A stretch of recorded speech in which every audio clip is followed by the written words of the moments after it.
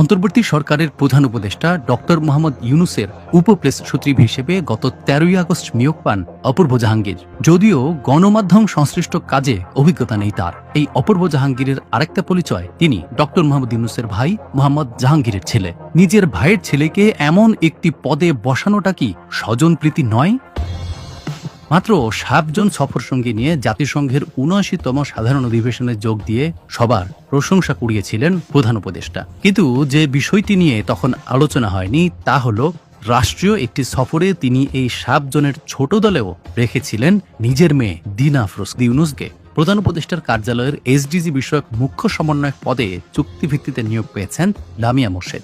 তার আরেকটি পরিচয় হল, তিনি ইউনূস সেন্টারের নির্বাহী পরিচালক। উপদেষ্টা মণ্ডলীতে আছেন নূরজাহান বেগম, তিনি স্বাস্থ্য ও পরিবার কল্যাণ মন্ত্রণালয়ের উপদেষ্টা। ১৯৭৬ সালে গ্রামীণ ব্যাংক প্রতিষ্ঠার সময় ডক্টর ইউনূসের প্রথম সারির সহযোগীদের একজন ছিলেন নূরজাহান বেগম।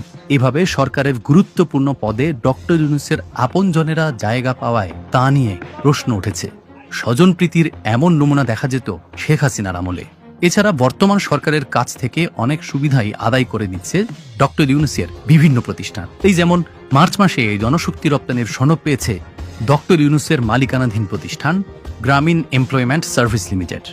এছাড়া ডিজিটাল ওয়ালেট নিয়ে আসার ঘোষণা দিয়েছে গ্রামীণ টেলিকম। এরই মধ্যে বাংলাদেশ ব্যাংক থেকে সমাধান সার্ভিসেস লিমিটেড নামে পেমেন্ট সার্ভিস প্রোভাইডার পিএসপি হিসেবে প্রাথমিক অনুমোদনও পেয়েছে প্রতিষ্ঠানটি। হতে পারে এসব প্রতিষ্ঠানের এমন লাইসেন্স পাওয়ার যোগ্যতা রয়েছে, কিন্তু এসব সুবিধা আদায়ের জন্য নির্বাচিত সরকার পর্যন্ত অপেক্ষা করাই সমীচীন হতো ডক্টর ইউনূসের। কিন্তু নিজের সরকার প্রধান থাকা অবস্থায় সুবিধা নেওয়াকে বলা হয় কনফ্লিক্ট অফ ইন্টারেস্ট। গত মার্চে দেশে নতুন আরেকটি বেসরকারি বিশ্ববিদ্যালয়ের অনুমোদন দেয় সরকার।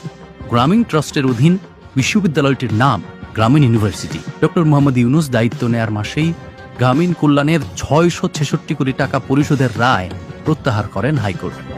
একটা সময় ফ্যাসিস্ট শেখ হাসিনা বলতেন, তিনি নিজের কথা ভাবেন না, দেশের জন্য জীবন বিলিয়ে দিতেই এসেছেন। আমি তো জীবনটা বাংলা মানুষের জন্য বিলিয়ে দিতেই এসেছি। সামাজিক যোগাযোগ মাধ্যমে ডক্টর ইউনূসকে নিয়েও অনেকে বলার চেষ্টা করেন তিনি দেশের জন্য এসব করেন। ডক্টর ইউনূস এভাবে সুবিধা লাভ করা বন্ধ না করলে তাকে দিন শেষে হাসিনার সঙ্গেই তুলনা করতে পারেন অনেকেই।